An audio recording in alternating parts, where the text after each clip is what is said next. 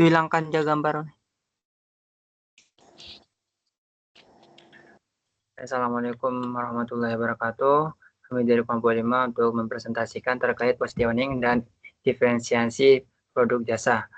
Di sini anggota kelompok 5 terdiri dari Muhammad Amir Kobi, saya sendiri, dan Mbak Linawati. Oke, lanjut. Pertanyaan pertama yaitu dari Mas Leo. Apakah Anda ada batasan etis dalam strategi diferensiasi produk jasa? Bagaimana perusahaan dapat memastikan bahwa keunggulan yang ditawarkan tidak menyestakan konsumen? Nah, di sini ada beberapa batas etis dalam strategi diferensiasi produk jasa. Antara lain yang pertama, kejelasan informasi. Perusahaan harus memberikan informasi yang jelas dan akurat mengenai produk atau jasa yang ditawarkan. Yang kedua yaitu transparansi. Penting bagi perusahaan untuk bersikap transparansi mengenai fitur atau manfaat produk atau jasa. Yang ketiga itu kepatuhan terhadap regulasi. Perusahaan harus mematuhi peraturan dan regulasi yang berlaku dalam industri mereka. Yang ketiga yaitu tanggung jawab sosial. Perusahaan juga harus mempertimbangkan dampak sosial dari strategi diferensiasi mereka. Misalnya menawarkan produk yang berkelanjutan atau ramah lingkungan. Di sini untuk memastikan bahwa keunggulan yang ditawarkan tidak menyesatkan konsumen, perusahaan dapat melakukan hal-hal berikut. Yang pertama yaitu melakukan riset pasar, memahami kebutuhan dan harapan konsumen serta membandingkan dengan tawaran pesaing untuk memastikan keunikan yang ditawarkan memang relevan dan bermanfaat. Yang kedua, uji coba produk, melakukan uji coba produk atau layanan dengan konsumen untuk mendapatkan umpan balik sebelumnya peluncuran resmi. Yang ketiga itu pelatihan karyawan. Melatih karyawan tentang etik, pemasaran, dan pentingnya memberikan informasi yang akurat dapat konsumen. Yang terakhir itu mendengarkan umpan balik. Menanggapi umpan balik konsumen dan melakukan perbaikan berdasarkan masukan tersebut untuk meningkatkan produk dan layanan. Selanjutnya, yang kedua, pertanyaan dari Mas Erwin, yaitu apa tantangan utama dalam menciptakan diferensiasi yang berkelanjutan untuk produk jasa dan bagaimana cara mengatasi tantangan tersebut. Di sini tantangan untuk dalam menciptakan diferensiasi yang berkelanjutan untuk produk jasa meliputi yang pertama, konsistensi layanan. Jasa sangat bergantung pada interaksi manusia dan dapat bervariasi dalam satu pengalaman ke pengalaman lainnya. Yang kedua, keterlibatan karyawan. Kualitas layanan sering kali datang oleh karyawan. Jika karyawan tidak terlatih atau tidak terlibat, ini dapat mempengaruhi pengalaman konsumen. Yang ketiga, perubahan preferensi konsumen. Preferensi konsumen dapat berubah dengan cepat, sehingga perusahaan perlu beradaptasi dan tetap relevan. Yang keempat yaitu persaingan yang ketat. Dalam industri yang padat, sulit untuk membedakan diri dari pesaing yang menawarkan produk atau jasa serupa. Yang kelima, inovasi berkelanjutan. Menciptakan diferensiasi yang berkelanjutan memerlukan inovasi terus-menerus dalam penawaran produk atau layanan. Nah, di sini ada pun cara mengatasi tantangan tersebut, yaitu pelatihan dan pengembangan karyawan. Memberikan pelatihan perkembangan kepada karyawan untuk meningkatkan keterampilan layanan.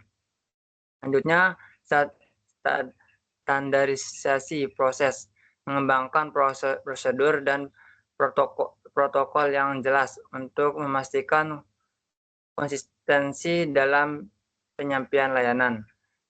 Selanjutnya, riset pasar berkala. Melakukan riset pasar secara rutin untuk memahami perubahan dalam referensi konsumen dan mempelajari proses komputer.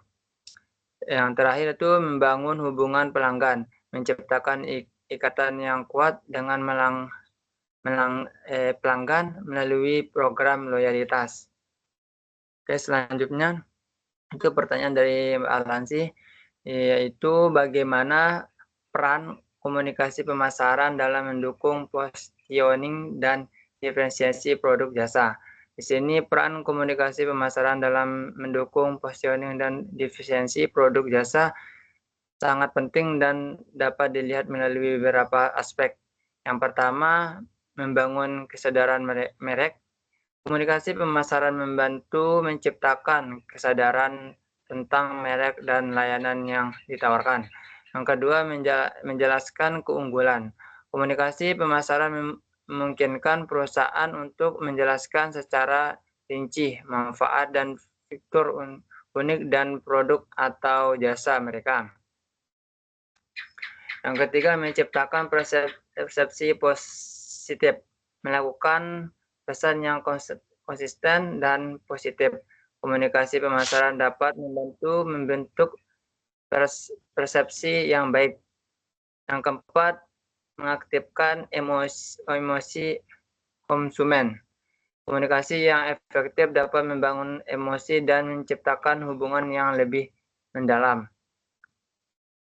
Yang kelima itu mendukung ulasan dan testimoni. Komunikasi pemasaran juga dapat mencakup pengumpulan dan promosi ulasan serta testimoni dan pelanggan yang sudah ada. Yang keenam, menjaga keterlibatan pelanggan. Komunikasi yang terencana seperti media sosial atau kampanye email. Yang terakhir atau ketujuh, responsif terhadap umpan balik. Komunikasi pemasaran yang efektif juga mencakup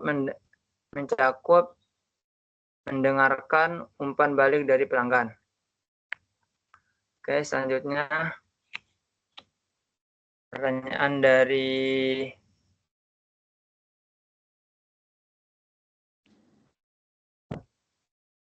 Mas Amin itu dari kelompok 5. Bagaimana Anda komunikasikan diferensiasi jasa Anda kepada konsumen.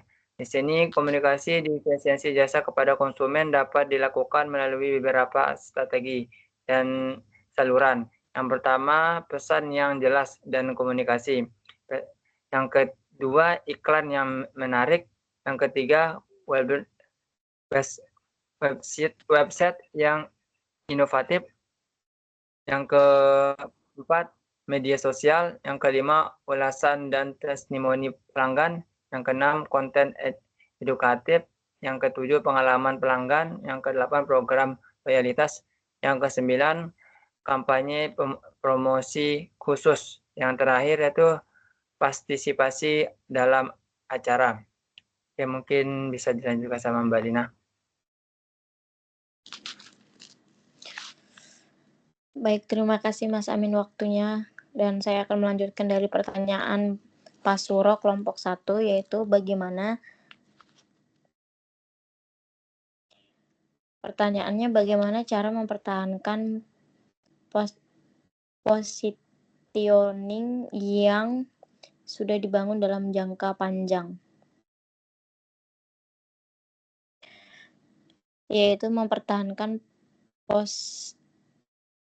positioning yang sudah dibangun dalam jangka panjang memerlukan strategi yang terencana dan konsisten. Berikut ada beberapa cara untuk melakukannya. Yang pertama di sini ada konsistensi pesan, yaitu pastikan bahwa semua komunikasi pemasaran dari iklan hingga interaksi dengan pelanggan mencerminkan posisi yang ingin dipertahankan. Konsistensi membantu memperkuat citra merek di benak konsumen. Yang kedua di sini Ada pemantau pasar. Secara rutin dilakukan riset pasar untuk memahami perubahan dalam presensi konsumen, tren industri. Dengan mengetahui apa yang terjadi di pasar, Anda dapat menyesuaikan strategi positioning sesuai dengan kebutuhan. Yang ketiga, di sini ada inovasi berkelanjutan, yaitu untuk tetap relevan perusahaan perlu terus berinovasi dalam produk atau layanan yang ditawarkan, membantu menjaga daya tarik pasar dan memenuhi kebutuhan pelanggan yang berubah. Yang keempat, mendengarkan umpan balik pelanggan, yaitu aktif mendengarkan dan merespon umpan balik dari pelanggan sangat penting. Umpan balik ini dapat memberikan wawasan tentang bagaimana presensi konsumen terhadap posisi merek Anda dan area perlu ditingkatkan. Yang kelima, pendidikan pelanggan, yaitu edukasi pelanggan tentang nilai unik yang ditawarkan oleh produk atau jasa yang Anda jual. Ini dapat dilakukan melalui konten pemasaran, seminar, atau workshop yang menunjukkan manfaat dari produk atau jasa Anda. Yang keenam, pengalaman pelanggan yang luar biasa, yaitu memberikan pengalaman pelanggan yang konsisten dan luar biasa dapat memperkuat positioning pelanggan yang puas, cenderung merekomendasikan merek kepada orang lain, yang membantu mempertahankan posisi di pasar. Yang ketujuh, pemasaran yang tepat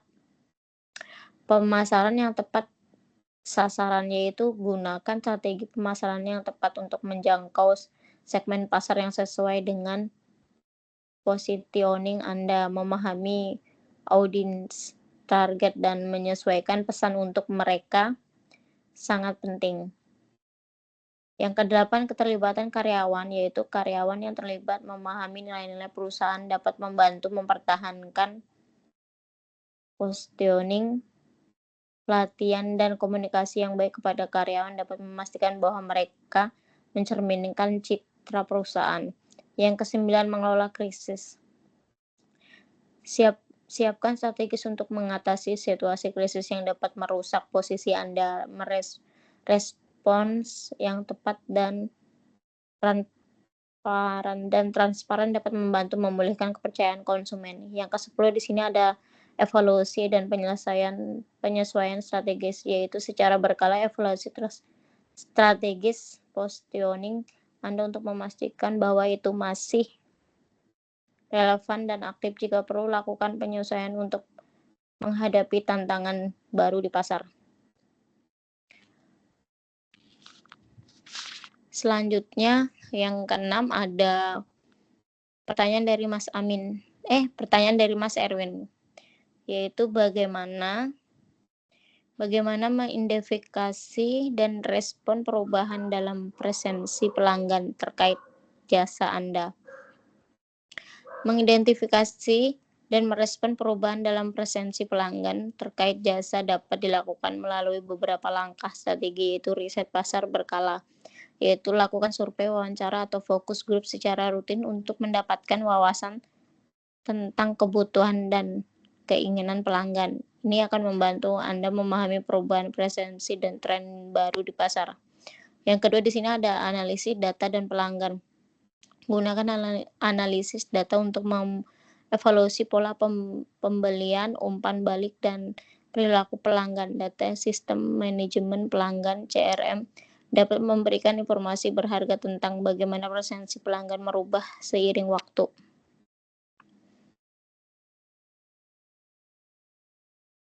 Selanjutnya di sini yang ketiga, mendengarkan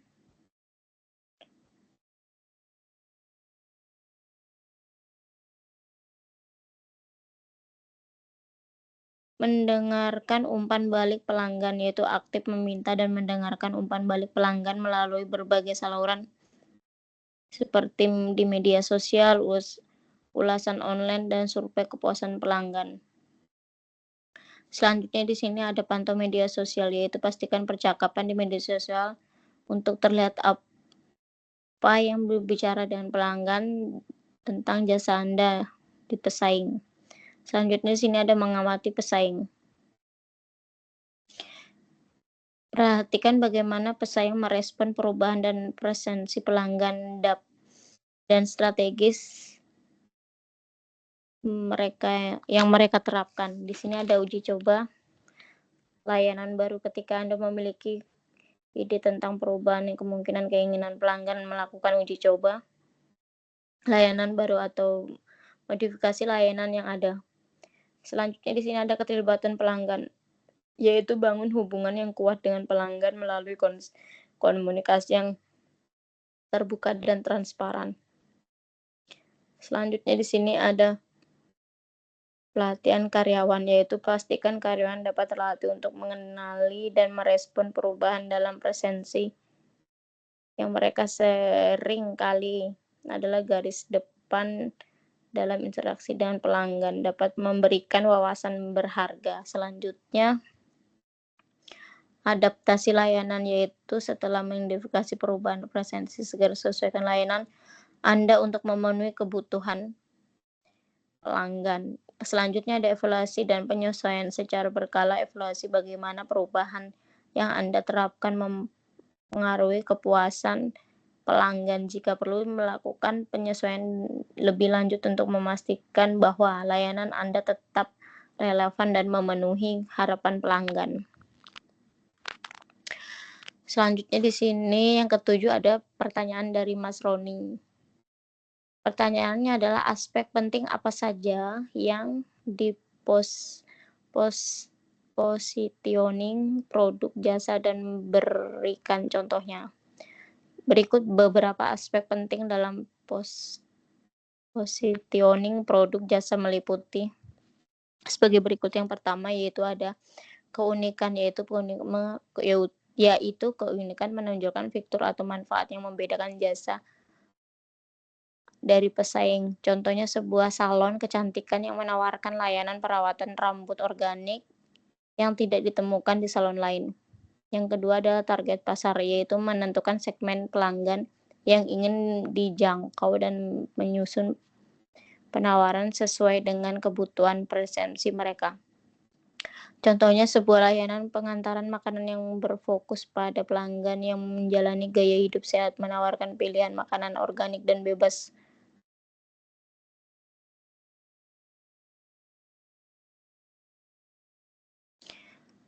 Yang ketiga di sini ada kualitas, yaitu menyampaikan tingkat kualitas layanan yang diberikan baik dari segi pelayanan, produk maupun pengalaman pelanggan. Contohnya sebuah hotel bintang 5 yang menekankan pelayanan yang sangat profesional dan fasilitas mewah.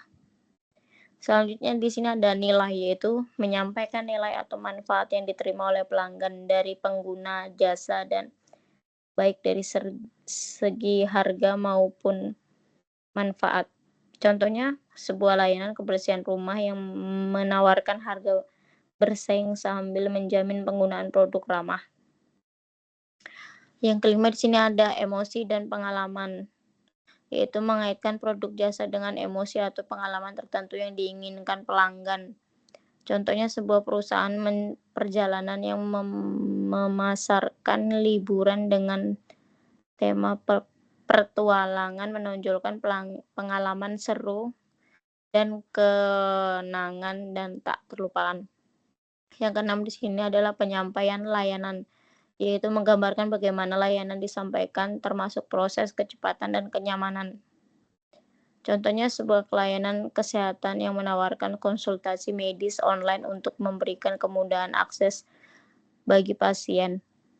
Yang ketujuh di sini ada reputasi, yaitu membangun citra dan reputasi yang baik di benak konsumen melalui list testimoni, ulasan, dan penghargaan yang diterima. Contohnya di sini ada sebuah lembaga pendidikan yang dikenal karena tingkat keberhasilan lulusan tinggi, pengalaman belajar yang inovatif. Yang terakhir di sini ada pertanyaan dari Delia Puspita, yaitu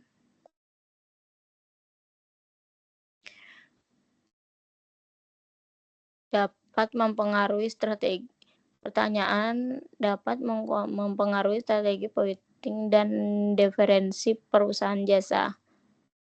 Di sini ada beberapa faktor yang dapat mempengaruhi strategi voting dan diferensi perusahaan jasa, yaitu yang pertama kebutuhan dan presensi pelanggan, yaitu memahami kebutuhan dan presensi pelanggan adalah kunci dalam menentukan bagaimana sebuah jasa diposisikan.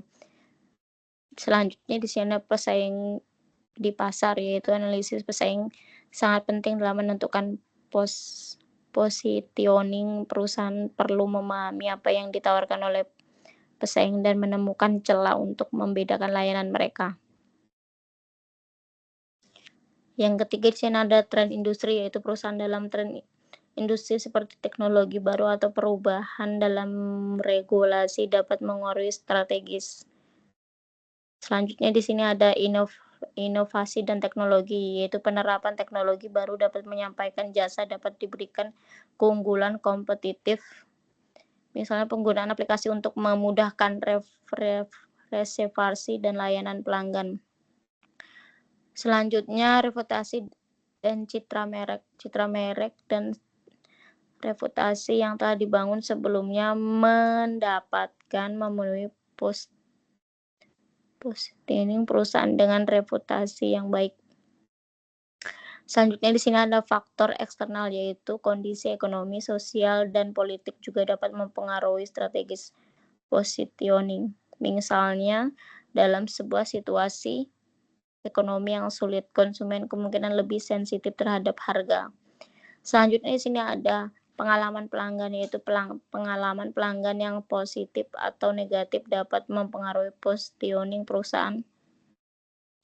Mampu memberikan pengalaman luar biasa yang akan lebih mudah membedakan diri dan membangun loyalitas pelanggan. Yang terakhir di sini ada sumber daya dan kapabilitas perusahaan. Sumber daya yang dimiliki seperti keterampilan karyawan, instruktur, dan modal akan mempengaruhi kemampuan perusahaan untuk berinovasi dan membedakan diri dalam pasar jasa. Mungkin sekian dari presentasi dari kami dan penjelasan dari kami. Kurang dan lebihnya kami mohon maaf. Saya serahkan kepada Mas Amin. Terima kasih.